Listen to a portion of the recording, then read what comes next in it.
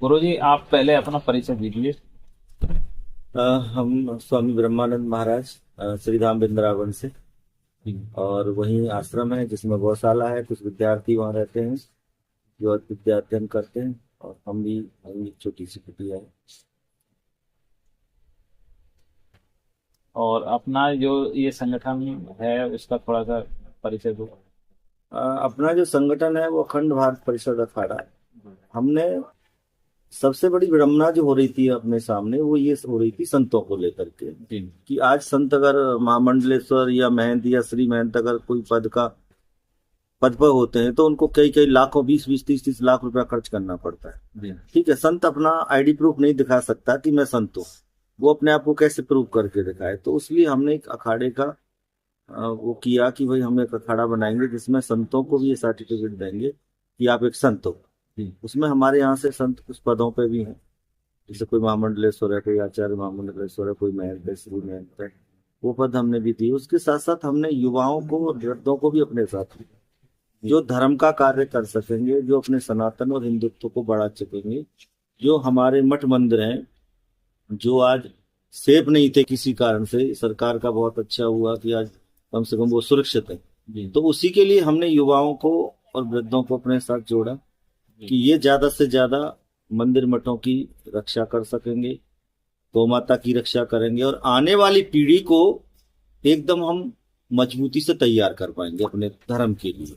क्योंकि हमारी विडंबना जो अभी फिलहाल हो रही है कि हमारे बच्चों के ऊपर बैग तो लाद दिए गए मोटे मोटे 20-20 30-30 किलो के, लेकिन हमने जो उनको अध्ययन कराना चाहिए, जो वास्तविकता और ज्ञान कराना चाहिए, जो बोध कराना चाहिए, हम वो नहीं करा पा रहे हैं। जी।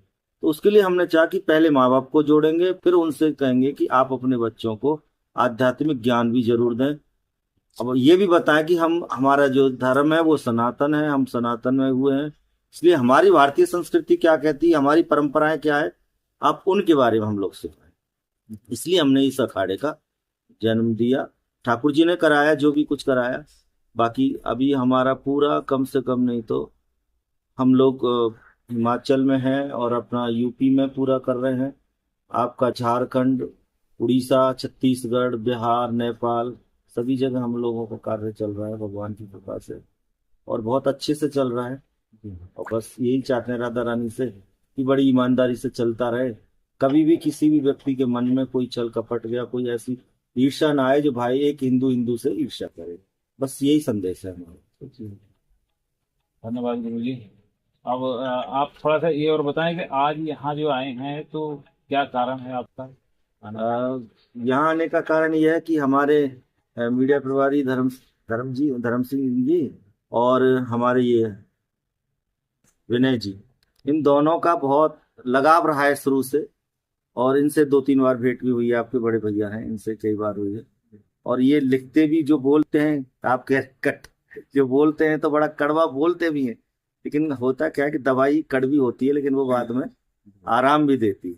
बातों में अगर आप देखेंगे तो कहीं ना कहीं रहस्य कुछ छिपा हुआ होता है। और इन्हीं के प्रेम ने खींच लिया, और बड़ा सुंदर हुआ कि इन्होंने शुरुआत भगवान राम की रामायण से शुरुआत की, और ब्राह्म भी वहीं हुआ, और उसी की आज ब्राह्म में यहाँ पर अ, हम लोग सब उपस्थित हुए। जी।